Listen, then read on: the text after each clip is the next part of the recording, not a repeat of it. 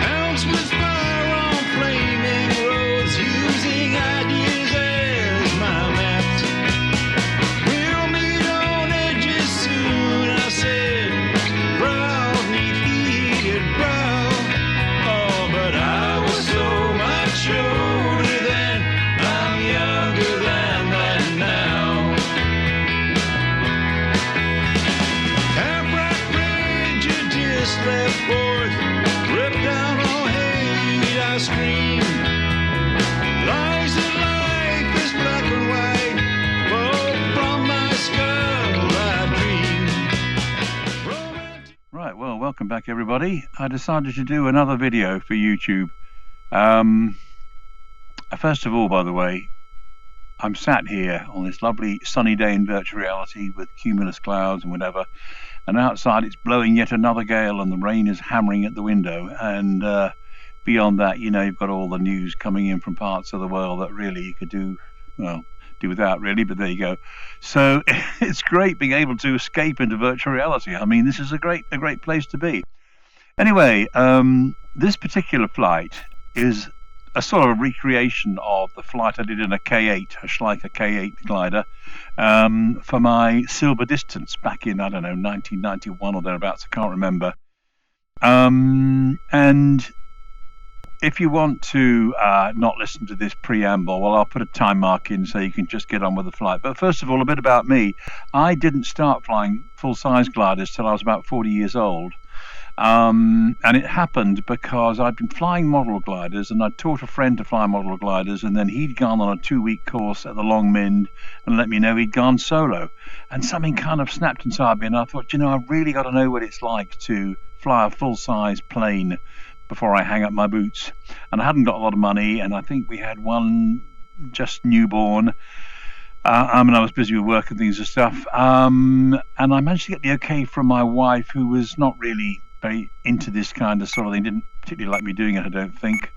Oh, something is telling me that, oh, the race is on. Right, okay, that's the thing is starting, even though I haven't started the game, so I better get a move on in a sec. Anyway, so I got a sort of, a chitty, so I could at least do it for long enough to go solo. And I started at the end of the summer, discovered the joys of soaring just before summer ended, and realised I'd really like to go further than that. Trained through the winter, I was solo by October. I started in August, solo in October, got there quite quickly, cracked on, really trained over the winter, got my bronze test done and all that kind of thing. And when spring came round, the thermal was starting to work, and I did my first solo soaring flight in a K8, and it was wonderful. And I pressed on and managed to get my 5 hours on an old K7. I wrote it all up for an article in Sailplane and Gliding because it was such a horrendous way of doing it, but I got it done.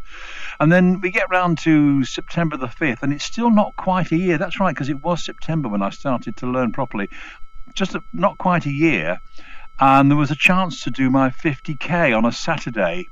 In my last chance, because not long after that the weather would die off for winter and you wouldn't be able to get the soaring days, and this one was just about good enough, and there was a front coming in, but if I got ahead quickly ahead of the front, sometimes, as turned out to be the case, there can be quite good lifting skies ahead of a front, and so that's what I did. But anyway, I did get the silver distance, and we'll talk about that while I do the flight.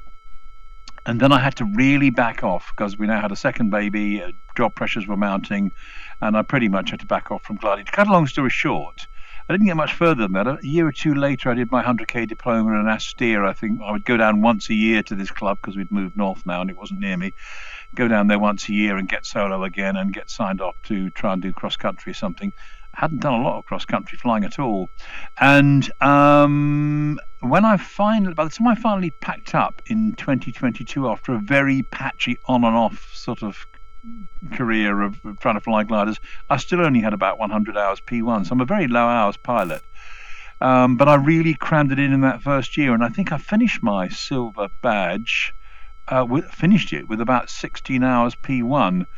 Nearly 6 of those, of which were the 5 hour alone, and another 2 and something hours were the silver distance. So it wasn't a lot of hours. It was quite remarkable, and I wasn't trying to prove anything or be a clever dick. I just had to get it done before all the other pressures in my life stopped me from flying altogether. So that was my motivator. Anyway, so that was that. So coming to this particular flight, we're at Weston on the Green in Oxfordshire, where I learned to fly, and the weather, as I recall, was a light westerly. I think I've set it for this flight at 10 knots, but it may have been a bit lighter on the day. And if the flight time on the original flight seems long, you've got to remember a few things. First of all, there was no GPS or anything like that, and I'd never flown a solo cross country, so I had all the kind of map reading and making sure I knew where I was business to do. And that would slow me up. Secondly, you don't want to be doing these marginal final glides towards your destination because you're not sure you're going to find your destination quickly anyway. You want to sort of maintain height and give yourself plenty of time to try and identify the destination. Thirdly, of course, it was really important I was really keen to actually succeed on this 50k because it would be my last chance probably to do it for a while at least, and maybe ever. So all those things meant that the time didn't matter. Also, personally, when I fly gliders, I love being up there. I mean, the longer I'm up there, the more I enjoy it. So I'm not one of these, go further, faster pilots, to be honest. So for all those reasons, I kind of took my time, and I'll talk about it as we fly. In case I was going to say something else about this, but I can't quite think what it was. So anyway, I took a launch. I think on this recreation we get about 2,200 feet. On the day, I think I probably only took about 1,600 feet, but we can get very long launches, very high launches at Weston. Well, we certainly could then as well, because they had this hydraulic winch, which made it easier to kind of not exactly kite. Well, you could kite. People did in a high wind. Experienced instructors did it once or twice, but in the main, it just meant that you could pull quite hard on the stick, and the winch would work with you and deliver more power. And I remember knowing that I was going through a thermal on the winch. So as soon as I came off, which is probably partly where I came off smartly anyway, I turned back and got into this thermal right over the field, and they don't like you staying there for long, but as long as you're climbing away positively, they'll tolerate it. And I did climb away positively, and off we went. And the rest I'll talk about as we do the flight. And if I have any other recollections, hopefully they'll kind of come up then. So let's get this party started. I hope this is recording. It's going to be a hell of a waste of time if it isn't. And in fact, I think what I might do here is end this video so I can check that it's all recorded properly as the preamble, and then I will do a second video to actually start the flight. So we'll end this one now. That's the VR helmet coming on. Right, hello everybody, welcome back. The first session recorded okay, so let's talk about the actual flight now, or get on with the flight really. So we've set the wind at pretty much westerly 10 knots. The thermals are either moderate or strong, and because Condor 3 also allows you to set up streeting, I decided to go for moderate streeting. I'm not trying to make this flight as long as the original silver distance flight, because that was a long flight, unnecessarily long for the purposes of just narrating it when you refly it. So it'll be interesting to see how much the streeting allows me to get on. What I do remember was, and I'll talk about when we get there, but I remember taking a thermal straight off the winch, heading in the Bicester direction. I think I must have taken a top up there and set off from Bicester across a patch of blue sky, with a bit of a distance to the next cumulus, and hitting a horrendous sink and realizing I wasn't going to make it. And I'd had to turn back towards Bicester because I knew I could at least land there, because Bicester was still an operating gliding site. And I remember being at 900 feet at Bicester, pretty much a high key, and thinking, if I don't find something, I'm going to have to land. And how ignominious is that going to be, having just taken off from Weston on the Green, just the other side of the M40, a matter of a few miles away. But luckily, I managed to connect with lift at that point, and I made sure I stayed in the lift, and I took it up to cloud base. And this time, I was far more cautious about where I went next. And I waited till I could see a cloud that looked very reachable, and then left the thermal I was in. I think that's part of the technique with the K8, is don't leave your thermal you're in until you've got a pretty confident idea of one you can get to. And I remember by that time there was 2 clouds I could choose from, and one of them, I think a cirrus, was circling under, and I thought if I go for that one, which would have been the better one and the more on track one, I'll probably do a bad job of thermaling because I'm new and nervous and thinking, and I will give way to this cirrus pilot, and I probably won't climb well. So I went for the other cloud and enjoyed a thermal to myself, and then climbed well in that, and then set off properly. And I've always retained that kind of inclination over the years that, unless you're well practiced at it, your performance will deteriorate trying to circle safely with other gliders, especially if they're different types of gliders that you don't get on well with. Like a K8 will go around at 40 knots in a thermal, and a Cirrus will be near 50 knots or something like that. And there is a case for sort of saying, well, sometimes the slightly less convenient cloud might give you a better climb having it to yourself. Anyway, enough of that. Let's crack on. So let's press start. Right, off we go. So very realistically, the K8 wants to kind of rear up when you start the winch launch, and that's very K8-like because it's a high wing, lightweight glider, low tow hook. You accelerate hard on the winch, and the thing wants to rotate around the center of mass, and so immediately will want to go into a steep climb. So you always have to start a K8 launch in those situations with the stick held forward, and then release the forward pressure as you start to rotate, as you start to get flying speed over the controls and everything settles down and you want to pull into the climb. Can't remember the actual max speed on the winch, more important for the later bits, but it's about 58 knots or something like that, I think. Not sure whether I exceeded that momentarily there, might have done. But I haven't flown a K8 on the winch for 30 odd years, so forgive me the little details. So here we go. And on the real flight, there was a thermal pretty much straight off the winch.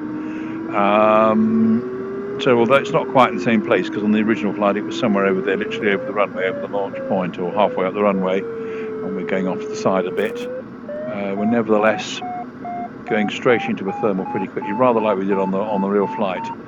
Over the nose now is Bicester, and to the right end of that, I think it is, or no, beyond it, you can see a green field that is the airfield there. And once we've taken this climb, that'll be our next port of call. We're already having a go at thermaling at much slower speeds and things like the duo discus. We're at 45 knots here. And to be honest, I think once you've settled in well with a K8, if you want to sort of try and go for 40 knots to core in tight, you can do it. They're a great little climbing machine. I mean, they really are. This thing, when I flew it yesterday to do the actual flight, was so much kind of less demanding to core into a thermal than the duo discus. I mean, duo discus is lovely, but it likes to be flown around rather more, whereas this is more like a kind of a paper bag. Of course, the downside is this thing has nothing like the glide angle of a duo discus. I think it's something like, is it about 28 to 1 or something on the K8? I can't remember. It might be something like that. And at a slow speed 28 to 1 at something like 50 knots, whereas the duo discus will manage kind of more like 50 to 1 at more like kind of 60-65 knots or something, I think, probably. So here we go. So we got, just to recap, we've got a 10 knot westerly wind with southern moderate or strong thermals, I think it's strong thermals, and moderate streeting. And as we look around, we can probably see some slight evidence of streeting. If you look at this line of cumulus here, they're sort of kind of lined up a bit, aren't they? Although whether they're entirely lined up, where's the compass on this thing? Oh, there it is. So if that's kind of south, that's kind of west. So the wind is sort of over there, but then the wind, well, let's wait and see. Right, we're starting to sort of get better in the climb here. I think that thing is saying 3 knots, on the averager, 3.1 knots on the averager. I'm not used to this navigation device either, because on Condor 3, when we're in Condor 3 here, I have set up the LX9070, whatever it's called, with custom screens, which I normally use. I fiddle around with this, and I think this is the only screen you seem to have, and I'm not familiar with all that it's telling me. But we're only doing a 50k, and we can zoom in and zoom out. We can certainly do that on the buttons I've set up. And, you know, remembering that when I did the original flight, there was no GPS or anything like this. It was all just done with a 1/4 mil map. Oh, and I know what I was going to say on the ground. I flew this 50K to Sackville Farm, and I don't think anybody had flown a 50K to Sackville Farm before. It was being discussed as a possible alternative to Old Warden. The problem with Old Warden being that it was quite possible you could arrive over Old Warden to find that they had some kind of flying activity on, and you couldn't land there. You'd have to call them up for a starter, and I'm not hugely confident on the radio, but I do it. And there'd been stories of people flying their silver distances to Old Warden, not being allowed to allow there, and having to go away and do a field landing away from the place, which, you know, is both adds to the stress on that first cross country and also adds to the inconvenience for people doing the retrieve. So Sackville Farm was mentioned, and it wasn't a particularly easy place to spot. The only advice I got, I think, was that it was, you know, if you look at the main runway at RAE Bedford, Cardington, that sort of way, and then you look to the north, about 2 miles to the north, you'll see a lot of glass houses, and that is right on the edge of the airfield, which is just a grass strip. So, you know, it would be a bit more difficult to identify than the classic destinations from Weston on the Green, and the classic destinations for this flight would be Old Warden, I think the historical ones. And I think a lot of people would have waited until they had the ability to fly south and go to somewhere like Lasham, which was a favourite one, I think. But there you go. I decided to go for Sackville Farm because it was September the 5th. Probably my last chance to get this silver distance done and complete my silver badge in that year, and also within a year of starting flying, which was kind of cool if I managed to do it. So I took what was on offer, and I remember I wasn't allowed to start the flight. That's interesting. The clouds built up quite nicely above us, isn't it? And there's a definite street. And what are we now? We're facing north. That's west. Yeah, that looks like a street lined up to the westerly wind, more or less, doesn't it? Bearing in mind the wind veers with height a bit, so it might be round to the north of west a bit. Let's just see. There's the street. What are we? Yeah, we're pretty much west. So Condor 3 meteorology seems to just more or less line it up with the wind you set as the surface wind. But there you go. Probably not quite accurate. But yeah, so there you go. I set off for Sackville Farm in hope, and obviously yet another reason why I would want to keep my height up, because I would need time to get there at height and try and identify the bloody place. And then, of course, I had to summon up the courage to actually do a landing away from my familiar airfield. I had, before I got to Silver, I'd actually made a point of going to other places and flying. So I'd been to Cab Hill, and had been allowed solo on a windless day, not on a windy day. It's a different place. It's a hillside. I'd been to North Wales. I can't remember where else I'd been, but I'd obviously done a bit of Bicester and things. I'd done my 5 hours from Hinton, so I had done that. That was done after a few familiarisation flights and getting cleared on Aerotow there, although the actual 5-hour flight was done on a winch launch. So, you know, I'd done a few deliberately to get myself used to, or at least to get myself off being used to a familiar pattern around an airfield that was where I learned to fly. So I was half ready for it. What are we at now? Well, we've been waffling. We're coming up to 5,000, okay? That's quite good, and the real flight would have been something like this. I would have taken it to, at least I think I would have. I might have gone straight for something that was really promising over Bicester, because I remember I topped up at Bicester. So let's see what we do. Let's stop waffling for a second, unless I can think of something important to say. So that under the port wing, that's Oxford down there. Can't remember what that place is called, but somewhere over there is Blenheim Palace, and is that the runway of Kidlington perhaps over there? It might be Kidlington. I don't think I can make the controls to operate while I'm on this. No. It might be the runway of Kidlington, sort of there, that I'm keeping my head fixed on.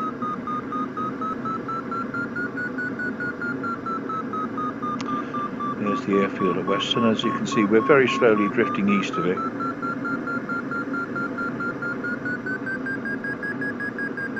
And there is Bicester, which we're conveniently being drifted towards.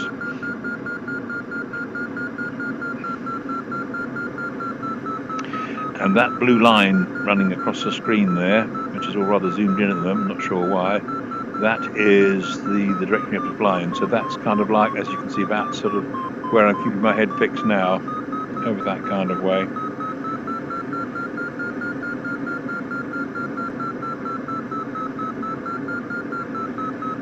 So I'm obviously taking this all the way up.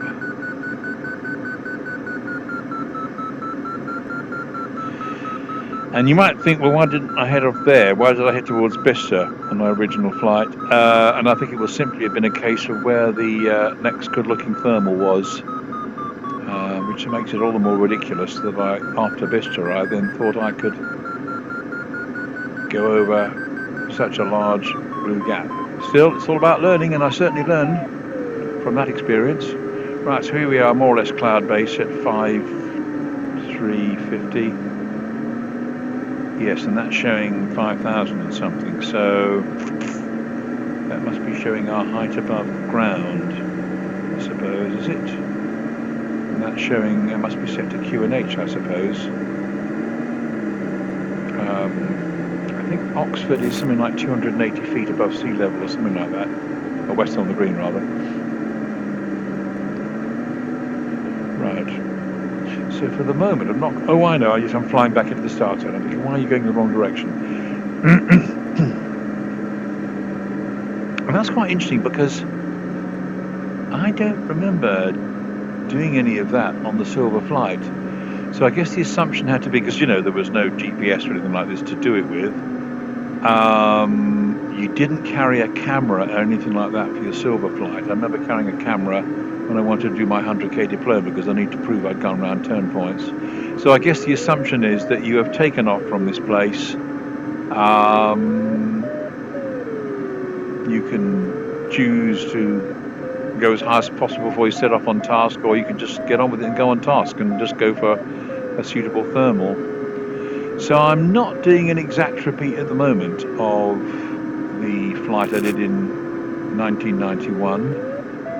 Unless I choose to detour now deliberately, I can't remember. Let's see what I do. I'm obviously topping up again, following the stay high philosophy.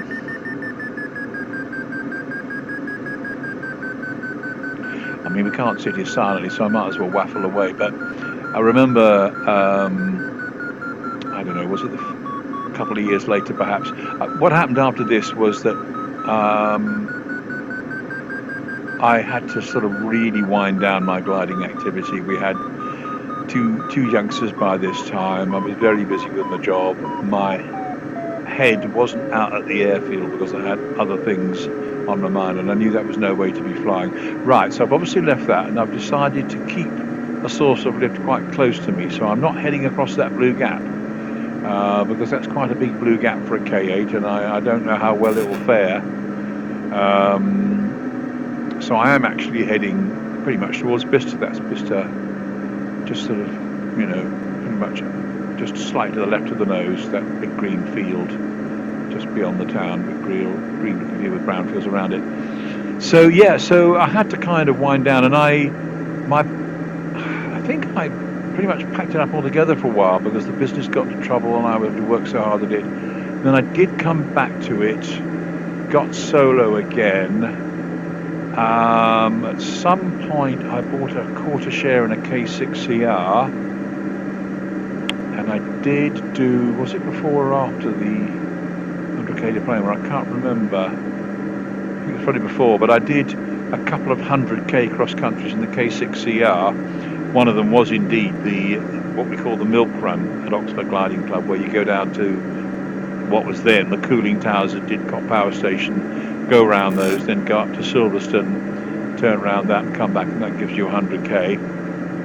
And I always played it very safe because I wasn't, I didn't want to get stuck in a field anyway till 2 in the morning and have to buy everybody a curry. I had kids to get back to and things. So I would prefer to do cross countries later in the year when there was plenty of cut fields, so that there was not too much stress on the landing options. And I would try and choose a classic day when a cold front had gone through and there was a light, usually a light northwesterly breeze, and the air was mildly unstable, so there was good visibility and good thermals. And then I would do a cross country, and that's what I did pretty much on both of my K6ER cross countries, which were not fast ones. I mean, as I said earlier in the preamble, I'm not actually that bothered about going fast. I really love being up there and just actually managing to complete the task. I mean, I hadn't got into this kind of competitive mode. So here we are over Bicester. So this might actually have been pretty much an equivalent of the climb I took over Bicester, before then setting off from Bicester and making the mistake of going over a big blue hole, almost a bit like you can sort of see at 1 o'clock here on the nose, where it's quite a big blue hole. And of course you can't be sure that even if it doesn't knock you out of the sky, you can't be sure that what you're looking at on the other side of the blue hole will still be there by the time you get to it. So you've got to factor that in as well. Sort of probably wisdoms I've picked up in the years since I did my silver distance flight. So anyway, I was going to talk about my 100k diploma flight in the Astir. I can't remember why I was going to talk about it, but hey, let's talk about it anyway. There's Bicester down there with its runway lights twinkling. I did that. Oh, I know what I was going to say.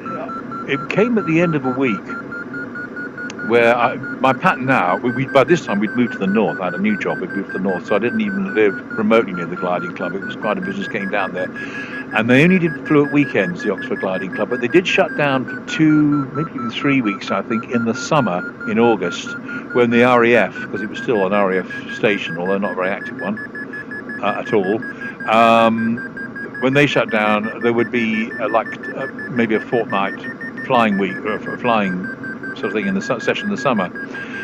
And so I would go down for that in my camper van and camp at the airfield things and get solo again, and see if I could move myself forward a little bit. And in this particular year, probably a couple of years after I'd done my silver, I went down, and it was a really hot week, and it was beginning of the week was blue, and I'd never really attempted to do anything in the blue. By this time I was okay to fly the Astir, because in those days you had to have a silver badge to be considered for the Astir. It was the pride of the fleet, and they weren't going to let you in it easily.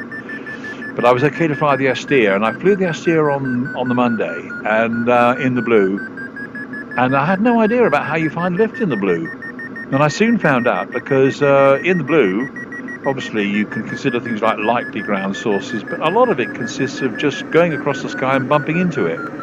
And in an Astir, you can go across the sky at a reasonable rate, so you can sample quite a lot of sky, improving your chances of bumping into lift, which I did. And so I flew this, and I soon settled to it, and I think I did something like a 4-hour flight this Astir, just flying locally, and really enjoying myself, picking up thermals in the blue and romping around. So I come back and I land on the Astir. The next day, it's a K8 that's available, so I get in a K8. Right now, of course, I'm thinking, oh, well, I know how to fly in the blue, no problem. And I remember it was swelteringly hot. It was so hot that up by the winch driver who smoked a pipe, must have tipped his pipe out on the grass and set the grass alight. But because the grass was so tinder dry, there was no smoke. Only as I approached him, I saw this little strange blackened circle and shimmering heat waves in front of him. And I said to him, I think the grass is on fire. And sure enough, the grass was on fire. So we quickly stamped that out. I went back, I got in the K8. It was so hot in the K8. I was absolutely sweltering, especially with the lid down, waiting for the winch launch. And I remember taking a winch launch and being a bit cocky, because I went through a thermal on the winch, came off the winch, and went into this thermal. And I was a bit too over-relaxed about the thermal. Didn't work hard enough. And I nearly lost it. And I wasn't at the kind of height where I could afford to lose it without landing back. And I didn't want to go back onto the sweltering ground. I wanted to get up high where the air was cooler. Anyway, so I had to really work hard now to stay in this thermal and reconnect and get up. And I remember, I swear to God, I remember starting to pant like a dog. It was an involuntary thing. It wasn't something that I chose to do. It happened almost like by some deep muscle memory, some deep genetic memory thing, like we as humans can, if necessary, pant like dogs. And I did. And I was panting with the heat. And I took this climb up to, well, what would have been cloud base if there were any clouds, at let's say 5,500 feet. And then I scooped open the DV panels, put my arm in to sort of funnel the air into the cockpit and just floated around, just cooling off in the much cooler air.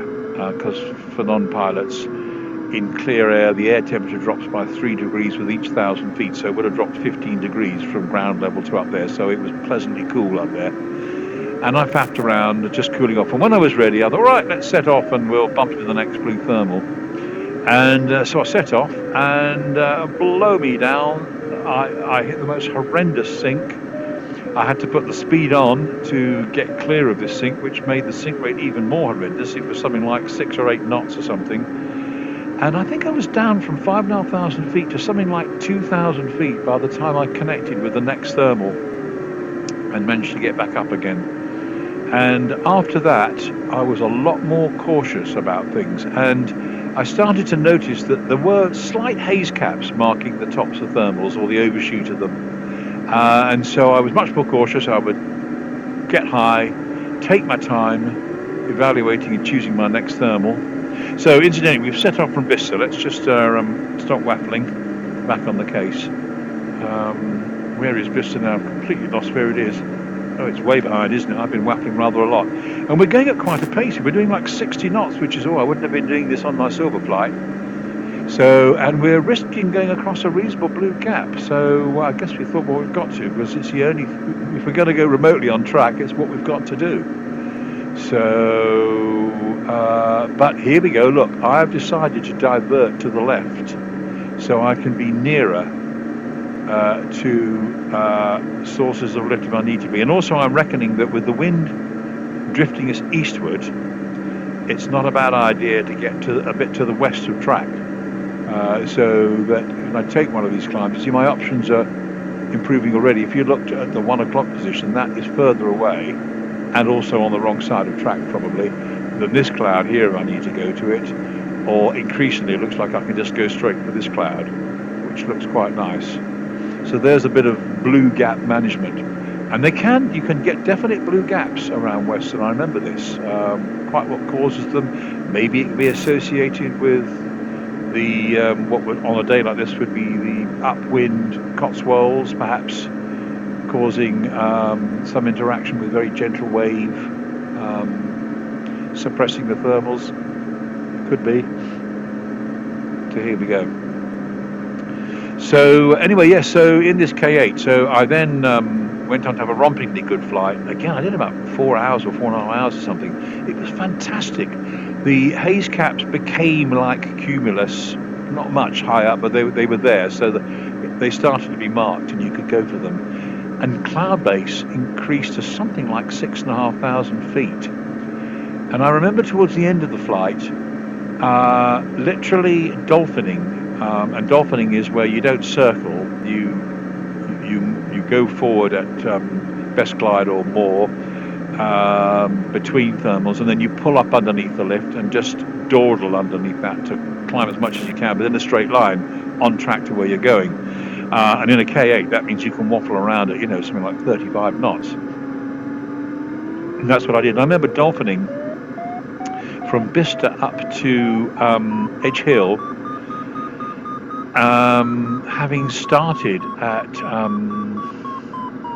6,000 feet or something like that, and hardly losing any height, getting to Edge Hill. Quite incredible. It was a magnificent flight. So that was that. Anyway, as the week progressed,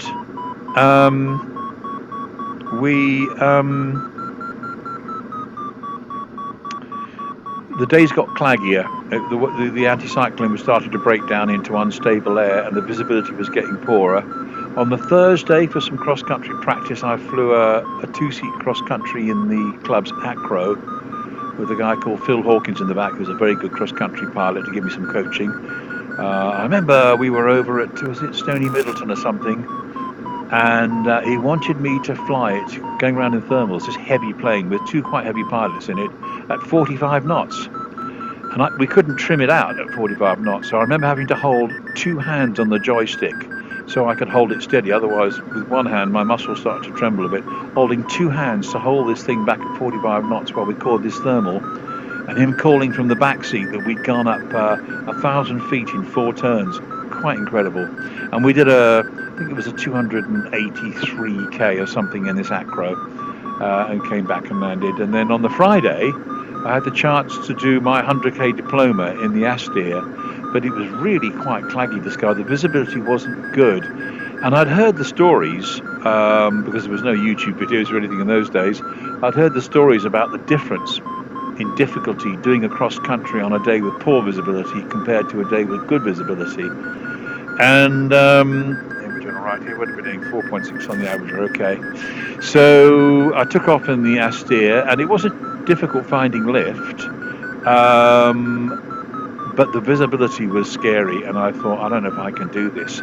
But it was a very light northerly. It was on track, and I was going to go down to Didcot and up to Silverstone, the milk run, and come back. And I thought, well, the wind such it is on track, so you shouldn't have the complication of being drifted off track. It's more a question of just working out what time you'd expect to be over the turning point based on the wind speed, which there wasn't much of, and your airspeed. So I had an e-pad, little notes, and I scribbled down the little things I would expect to sort of find and notice. And eventually I plucked up the courage to set off. And annoyingly, down on the airfield, they had promised me that if I called down, they would note my time of departure, because with the 100k diplomas, there's two parts to it. There's a part 1 and a part 2. Part 1 is that you just cover the distance, and part 2 is if you manage to do it in better than 80 kph, kilometers per hour, average.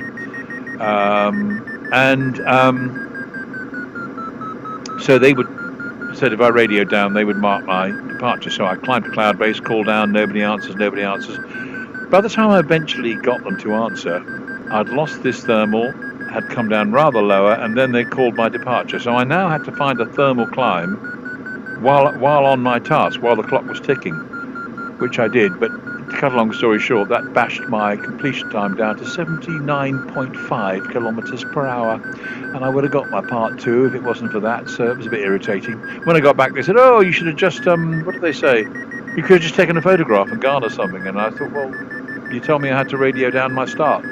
Anyway, there we go. It was a long time ago, and it really doesn't matter. So I set off in this Astaire.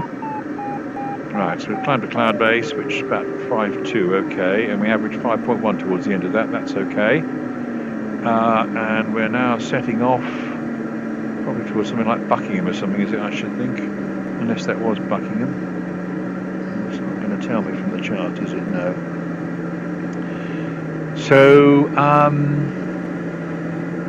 yeah, so I set off on task, and visibility was horrendous. And I remember passing over, what's the name of the RAF base? Not Andover, no. Anyway, it doesn't really matter. And I remember in the gloom seeing another glider going the other way, not too far off from me. And we really couldn't have seen each other till quite late in the day. And I thought to myself, this is a day where if somebody was coming right at you, you wouldn't see them till quite late. So you really had to keep your eyes peeled. Anyway, and the visibility was the kind of thing where you could look down and see where you were going, much more than you could look up ahead and see where you're going. So you had to really stay on top of your navigation and work out what these various places were. Anyway, I get down to Didcot. That's okay. I photograph it and I come back. I don't think I can see Weston. Weston is kind of off to the side a bit while I'm doing it. So this big place here we're heading towards now is Milton Keynes, I think. Yeah, we probably went over Buckingham. That was probably the where we took that last climb.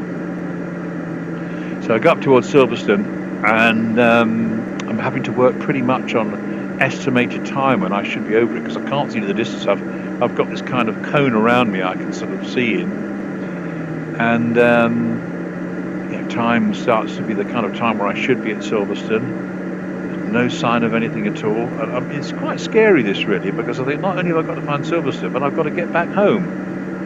And I look around and I can't see anything, and now it definitely is time I should be at Silverstone. I still can't see anything. And then in the gloom, I see what looks like a road accident. Two cars collide on a bend in the road, and I think they both go off the road. And I think, whoa, what's going on there? And then suddenly I think, hang on a second, that's just a bit weird for a road thing. And I realise maybe it's a racetrack and there's a race on. And then I think racetrack, race on, Silverstone.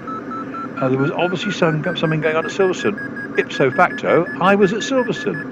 And I remember quite clearly at that moment, I started to see a lot more of Silverstone. And what had really happened was not only was the visibility coning my ability to identify things because you couldn't see the distance, but the pilot workload, I'd got myself into an anxious state, was actually coning in my thinking ability. And I just wasn't looking and analysing as well as I should. But anyway, I did analyse it and I saw it.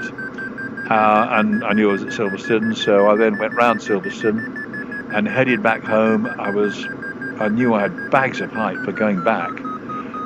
So I put the nose down on the ass steer and went as fast as I could, because I knew I was trying to get my 80 kph Part 2 speed, and I knew I was really challenged to do that. So I flew, and the ass steer has got a max rough air of something like 135 knots. It's phenomenal compared to a lot of gliders. And I was flying at, pretty close to that. In fact, actually at that towards the end, once I had the airfield in sight and just needed to get back as quickly as possible.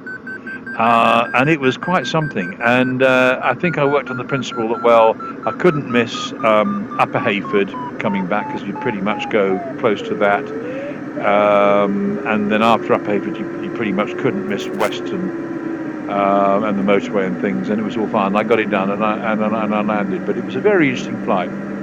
Anyway, enough of that. I think I've run out of stories. I've probably bored you stupid. If you haven't left the video by now, well, great, good for you. So here we are. We're at £5,000. We're now, another thing that was vexing me here is that the distance shown here is in nautical miles. And of course I'm trying to do a 50k, and I've got to remember not to think that figure is kilometres. It's a lot more than kilometres. So I've got to be a little bit careful. But anyway, we're all fine. I don't know why it's staying all zoomed in, this device, because I didn't have it zoomed in all the time on the real flight, and it makes it a bit hard for me to see where my track is, because it's somewhere over that way, not that far, but we're a little kind of southeast of track, really. But it's where the energy was and where I chose to fly. I'm doing some quite spirited speeds in between the thermals. I mean, 60, 65 knots is inviting quite a sinky situation in a K8.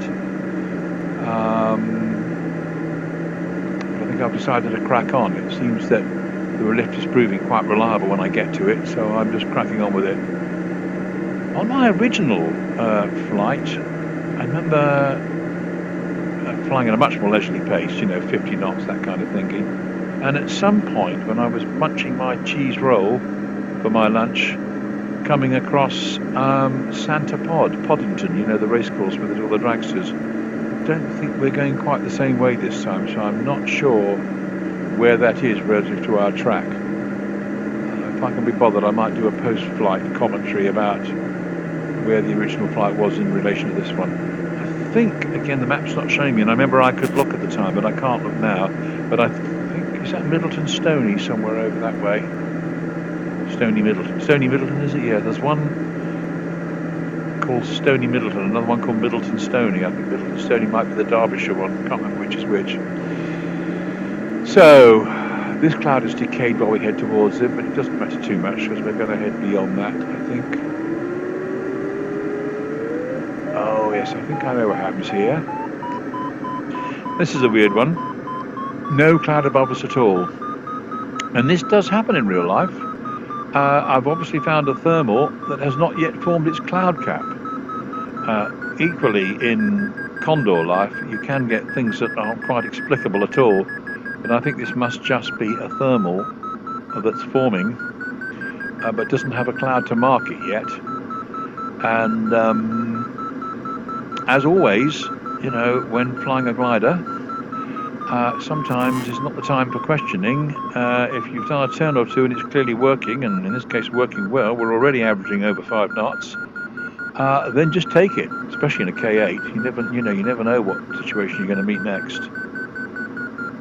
So we're going around quite nicely, and I'm down. I'm circling at something like 40 knots here as well, part of the time. So Condor can get a bit annoyed with you if you circle a bit too slowly, and its idea of too slowly is rather higher than the real world. I think certainly the duodiscus it seems to be. Although never having flown a real duodiscus, perhaps I'm not qualified to make that remark. But here we're going around at 40 knots, crawling quite nicely, and as a result we're at 5.5 on the average. Well, 5.4. Let's not stretch the truth. Okay, yeah, still no. Now if you look up, just the first wisps of cloud appearing. Yeah, the first wisp of cloud. So it is a cloud that's just forming, and we've managed to catch it right at its birth. Excellent. I'll have some of that.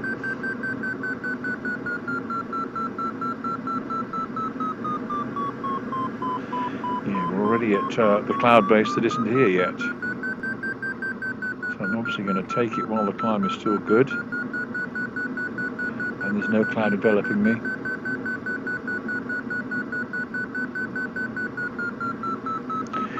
I had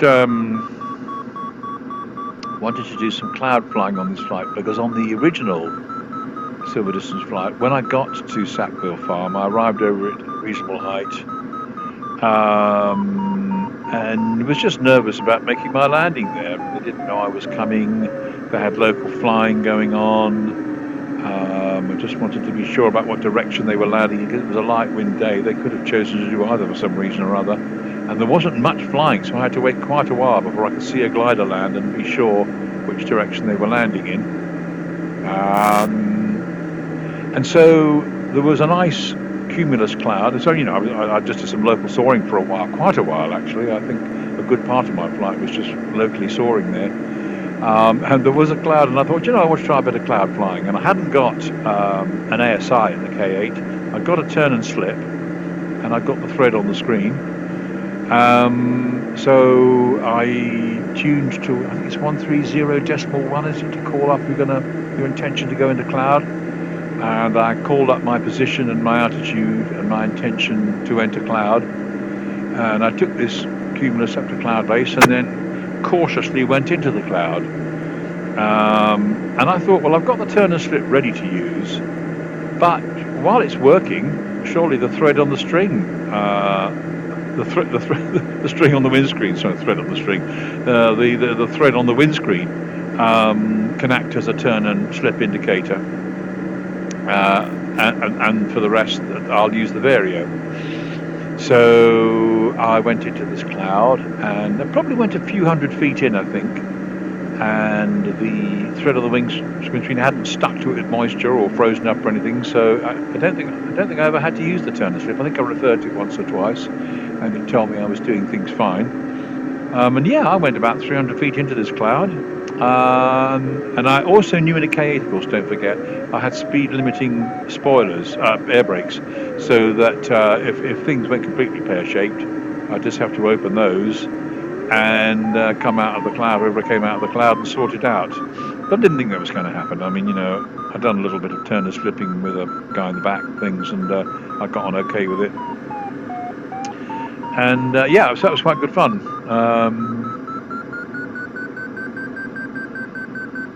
And I attempt to repeat it at the end of this flight, but unfortunately it doesn't work out because I can't manage to get into the thermal. So 5.2 on the averages. So we seem to be sort of consistently able to get like sort of 5 knots on the average, don't we? It's a pretty good day in the UK, to be honest, to get 5 knots on the average. But hey, it's better than that now. What are we doing now? I like this virtual microphone that keeps getting in my way as I want to lean my head forward.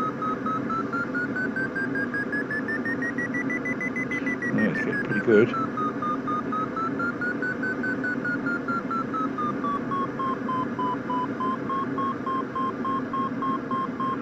And there's Milton Keynes. God bless it. Yeah, it's a shame that this map isn't doing what it did on the real flight, so that we could actually look at it a bit more and see what the hell we were doing in relation to our track and the landmarks we're passing over the towns and airfields and things. They're not perfect, but they still will mark up certain towns. It'd certainly mark up Milton Keynes. And I would have pointed them out, but I can't, because I can't remember what they are and I can't see them on the map. So off we go, 13 nautical miles.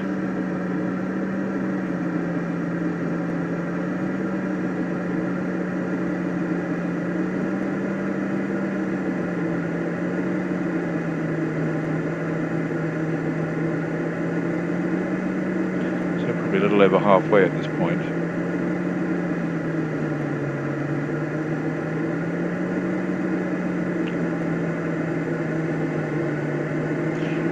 That little black line is the heading to my destination. It probably is, isn't it?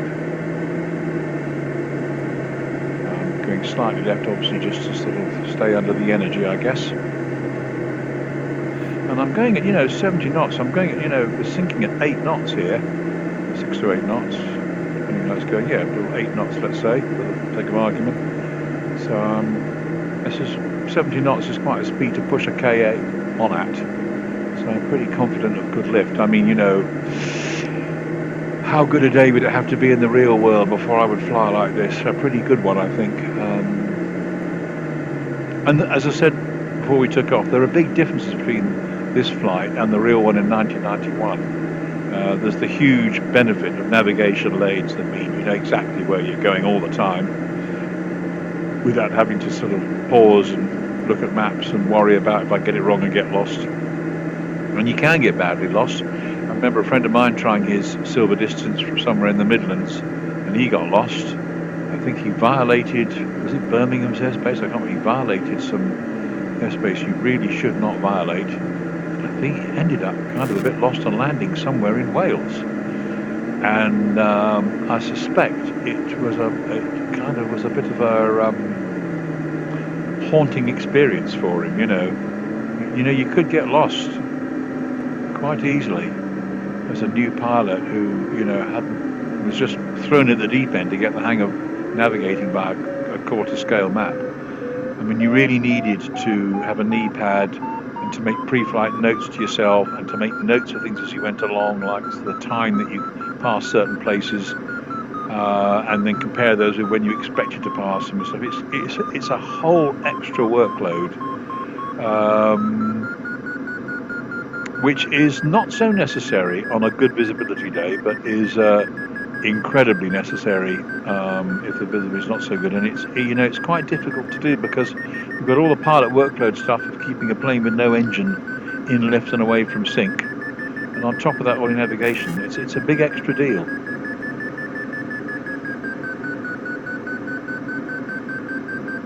So for some reason we're thermaling a bit faster here at the moment, but we're probably thinking, well, it's going very nicely at this speed, so who cares? Probably wouldn't get a huge benefit from flying. Yeah, we're over 6 knots on the averager.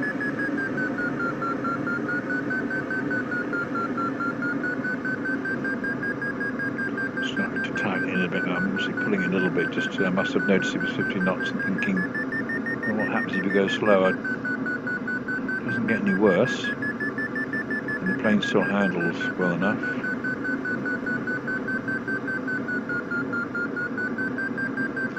I have to say, as I've said so many times before, that flying these things in virtual reality is, I find it incredibly realistic. It brings back real memories of what these planes were actually like to fly. And the K8 was always a joy as a soaring machine. I mean, I remember doing climbs like this where you could just core a K8 so tight into a good thermal, and it was just delightful.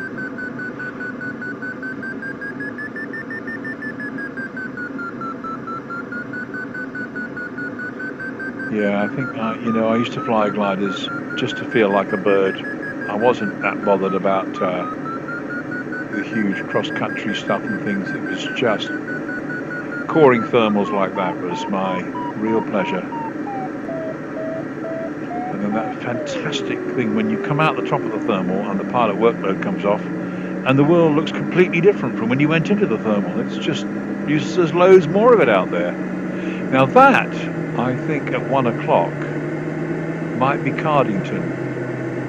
I don't think when I was flying yesterday I would have worked that out at this stage. I'd have been too busy focusing on the here and now. At some point we go over Olney. Is that Olney there, just coming over the nose now? There's a church spire at Olney, isn't it? It's quite distinctive. I remember going over Olney on my 1991 real flight. Decided to push it quite fast across a gap here. This cloud ahead looks a bit like it's a bit decaying, doesn't it? So let's see what we do about that. Because I'm pushing on now, 80 knots in a K8. I mean, that's really pushing on. I think it's because now, I think DDH, I ought to know this by now, but I think DDH might be the height it's saying that I will reach my destination at. So I think, well, I got way too much height. Let's just burn it up a bit. And then while burning it up, let's also head for a juicy looking cloud that's kind of more or less on track. Yeah, here we are, the blue line, track line is starting to reappear, so we're flying very close to the perfect track now. And I'm arguably ever so slightly converging on it, but I'm still thinking that going for the engine is best. Bloody hell, I'm pushing up to 90 knots in a K8. Good Lord. I've never done that in a cross country in real life, but there you go. You're rewarded with greater than 10 knots of sink. Why is my altimeter not coming down accordingly? Something a bit odd about that. Thanks for looking at the limitations of Condor. Oh, it's coming down now.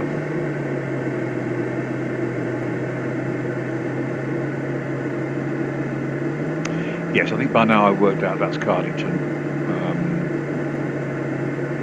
Some blue beyond that. Is that... Oh gosh, yes. The locals will laugh at me now for not knowing it. Carsington, is it? No, not Carsington. Grantham Water? I can't remember.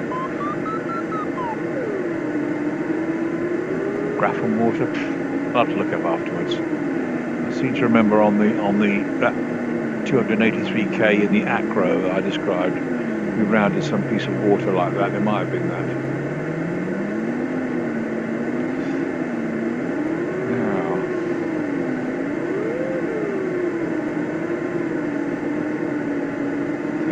Destination height 2,100. We go at this speed. Have I decided? I think at this point, because I'm not quite sure where Sackville Farm is, I can't eyeball it yet. And I'm thinking to myself, you'd be a silly Billy if you got all cocky and pushed on because of this optimistic looking arrival height. Burned it all up, because after all there's a big blue gap there.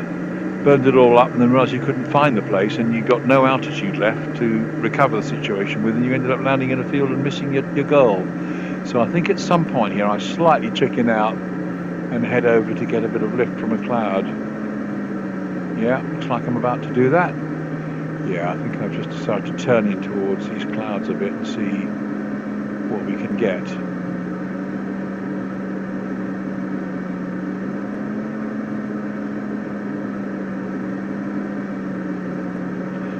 Reality having the odd glitch in the helmet here where the perimeters are darkening, but I probably won't show on the screen capture that we're using. Yeah, so I'm heading way off track now, 90 degrees off track. But I just want to do this. It's funny, it's just come back to me now. Again, on that acro flight with an expert cross-country pilot in the back, we were on final glide back to Weston. And I think he decided final glide was perhaps a little bit marginal, and if we hit sink it would be embarrassing, and he did something very like this. He detoured 90 degrees to the right and diminished our task speed by something to do it. But as he explained to me, it's better to do this than to push forward in a marginal situation. So that's what I'm going to do. And I always remember that. And actually, I've instinctively done that here, and I think it's probably a very good decision. Because, I mean, I've been pushing on at quite a rate anyway, like 17, 18, 80, 85, even 19 knots, or was it something like that? And okay, I'm just going to give a bit of that up now and get myself some insurance. And I'm climbing positively. It's a good climb. We're averaging 5.4, 5.5. So it's a good climb. I don't have to take it to the top if I don't want, but it's going to give me a good top up. And time to think. I can also be looking around a bit. You have more time to look around at a K8 when you're thermaling, because it keeps itself in the thermal quite nicely. Coring tight. It's a good thermal. 5.7 on the averager.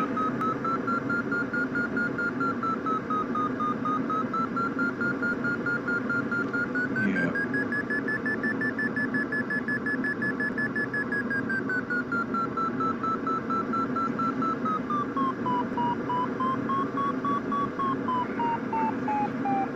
So Sackville Farm should be somewhere over there when I'm trying to look.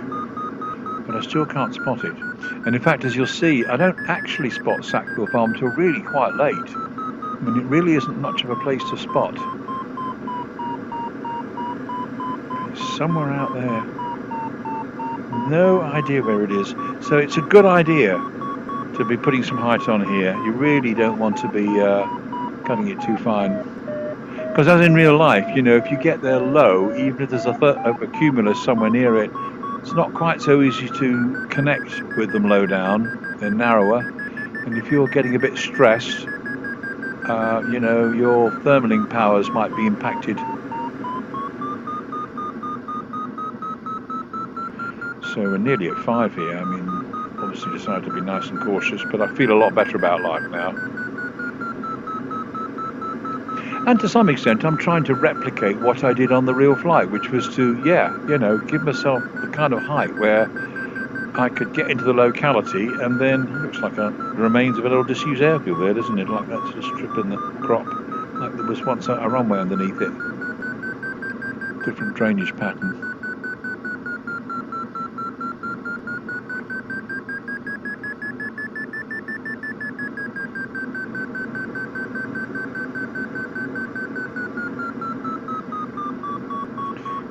Like an airfield returned to agriculture there, doesn't it?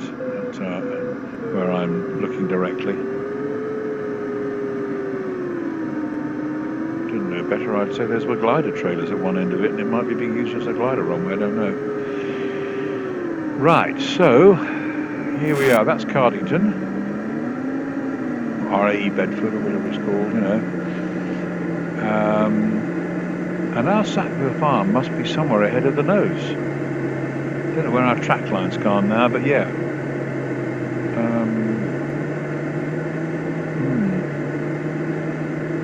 This is how I get to the nose, but I still can't spot anything from here.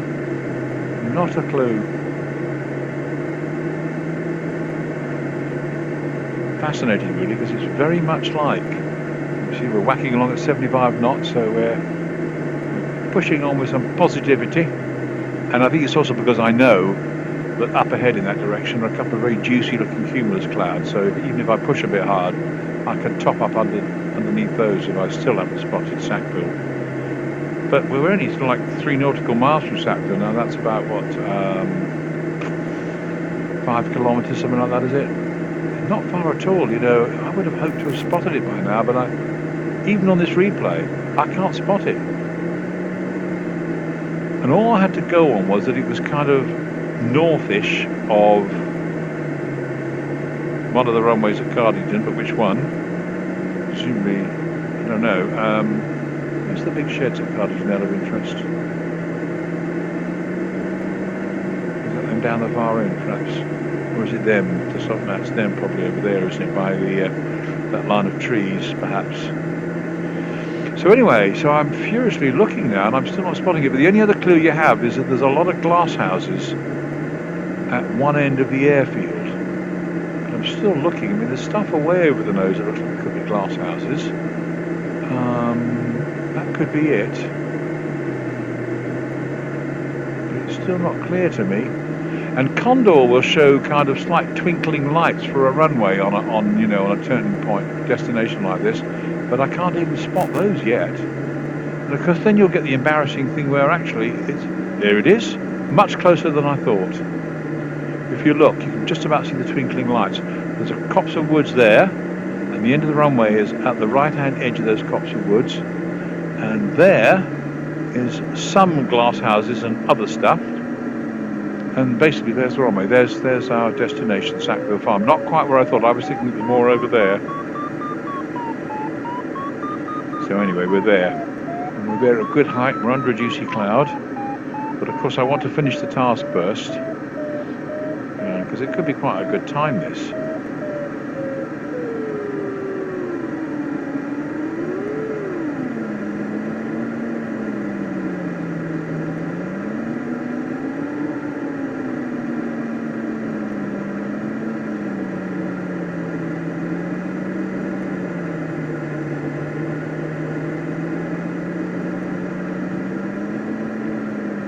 We go, coming up to destination. Just like on the day, there's not much activity on the airfield, so I can't really see what they're doing. There we go, so we've completed the task. And then I decided to go, we're down to 2,000 feet now, I decided to go just like I did in real life. Well, I think I was a bit higher, because I think I arrived at Sackville Farm rather higher than this. With this cloud, which I thought, well, given how well I've done so far, I'll have no problem contacting lift under. And then I shall go do a bit of cloud flying. But unfortunately, for some reason, it didn't quite happen.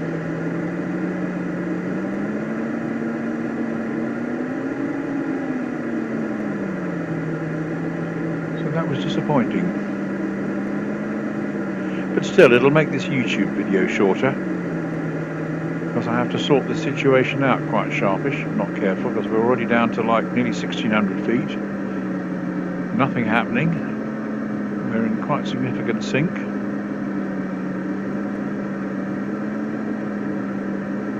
And it's frustrating because this is there you are, the left wing's been pushed up, so I should turn around to the left to get into it. So I pick up on that signal, turn around to the left, perhaps a bit, I think I probably with hindsight turned too slowly and too cautiously. I should have turned sooner. There you go.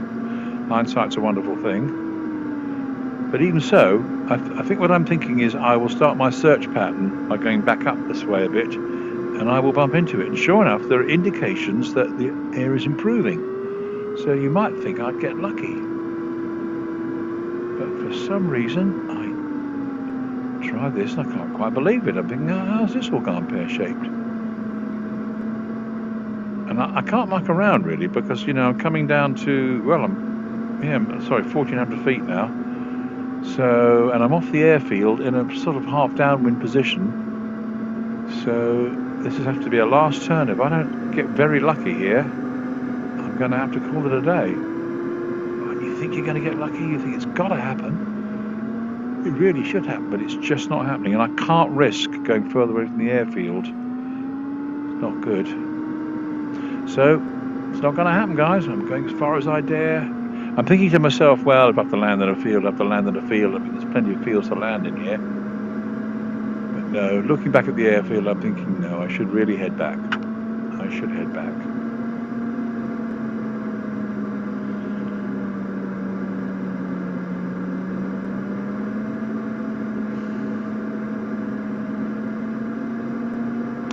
That is what I do, so I don't get to do that cloud climb, which is a slight shame. I'd have enjoyed that to finish off the remembrance flight for my 50k. And the other thing I get nervous about here is actually going for the right end of the airfield, so I decide to accept a downwind landing. Well, I think I do. I can't remember what I do here.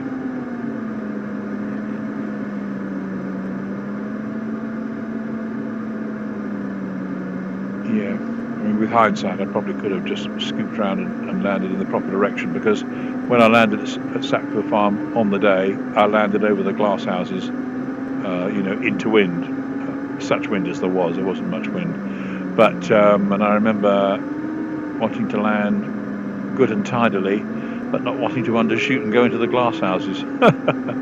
Anyway, on this one, I just play it very cautiously and accept a downwind landing. I also quite fancy landing towards the glass houses, though, as you'll see, I don't make it as far as the glider trailers. It would have been quite nice to get up close to the clubhouse. So I actually was overcautious because it was a downwind landing and stopped well short. And I'll have called them up to warn them, of course, because I'm landing against the proper, the traffic. But there was no traffic. Remember, on the day there was virtually no traffic. There was one glider landed all the time I was up there. So you would think that I would make it to the clubhouse, but by the greenhouses there. But for some reason, I must have ended up putting it down so cautiously that I didn't get anywhere near them. And of course, I'm used to landing the duo discus, which can be floated on a lot more. Yeah, you can see I'm most definitely landing downwind here. So I need to be aware of that when I'm on the ground.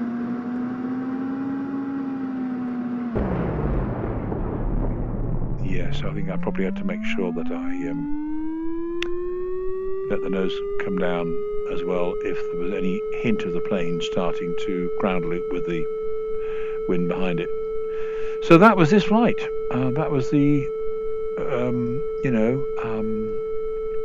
revisiting my 50k. Hope you enjoyed it, and I'll come up with something else to put on YouTube before too long, no doubt, see how I feel.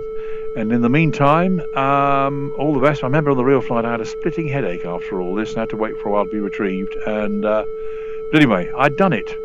Within a year of starting gliding, and with only 16 hours P1 at the end of this flight, I'd completed my silver badge, and that's probably about the biggest achievement of my gliding career, really, because after that it was all a bit bitty. But I had lots of fun, and I got to do things like fly in the 2018 two-seater nationals, which I might try reflying one or two of those flights and doing a commentary on them, because that was amazing. We had the most stunning weather in the UK for a quarter of a century. People said it was more like Australia than the UK, and I got to fly 7 days out of 9 in the back seat with two top pilots. And on the final day, we did 430k at a speed of 112.5 kph in a DG1000M, and with a really good pilot. I became third, I think, on that day. And so I've had some great experiences, even though I never got to be P1 on some of the greatest ones. But it's never bothered me that. I've always enjoyed flying two-seaters. I've enjoyed being up there. I enjoy what I've done, and I enjoy flying with somebody else who can do stuff that is way ahead of the level I ever reached. Anyway, I won't waffle on anymore. All the best, and see you on the next virtual reality Condor flight. Ha. Take care, and Merry Christmas, because I'm doing this just before Christmas Day 2024. Okay, bye. Crimson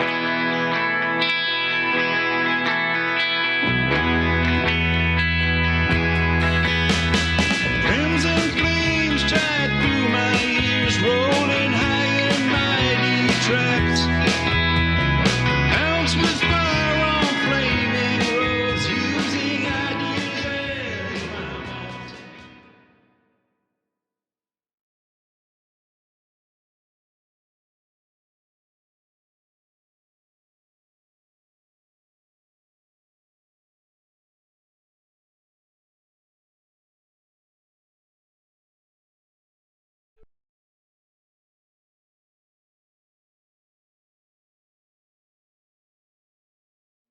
Might give you a better climb having it to yourself. Anyway, enough of that. Let's crack on. So let's press start. And don't forget, this is a replay, so I'm a passenger on this flight. It was all done earlier. I think I must have done my pre-flight checks before I started all this. So here we go up on the winch. And we seem to be a little bit wing low on one side. I'm not sure quite why. Our wing's coming level now. There's a nice big cloud above us, rather like, no, I don't know what the hell's going on there. This is thoroughly weird. Something is completely wrong. I'm going to have to cancel this recording because this is not a replay. Oh, this is the flight. I've not done a replay at all, have I? Silly bugger. Oh, let's just have fun watching this crash anyway. This is going to be really interesting. Oh, actually, no, we can stop that because it's... Let's just go back and land. Oh, yes, of course. Silly me, it's a replay I'm supposed to be playing. Oh, I am an idiot. I am an idiot. I might keep this just for the fun of it. I might keep it for the fun of it. Dearie me, I am losing the plot. What are we at? 700 feet. Yes, we can turn around and we can come back to the launch point just about. Keep that speed up. Yeah, we can make this. Let's trim it. Trim it a little bit more. Right, okay, look at the angle. Check there's nobody about. Okay, do the threepenny bit.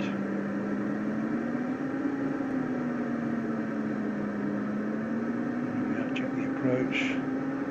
Coming round.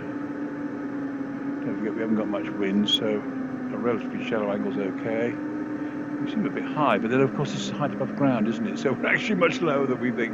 Not to worry. Right, we're all okay. We're managing the speed well enough. I don't know where all the other gliders are at this launch point. They would all be out here at this point normally from landing on us. So open the brakes and get this bugger down. Try and land reasonably short.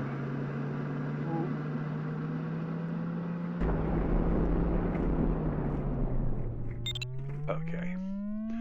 So let's end ridiculous. Do you know, I couldn't work what was going on there. Right, okay, let's end this bit of comedy and we'll get on with the real flight in a second.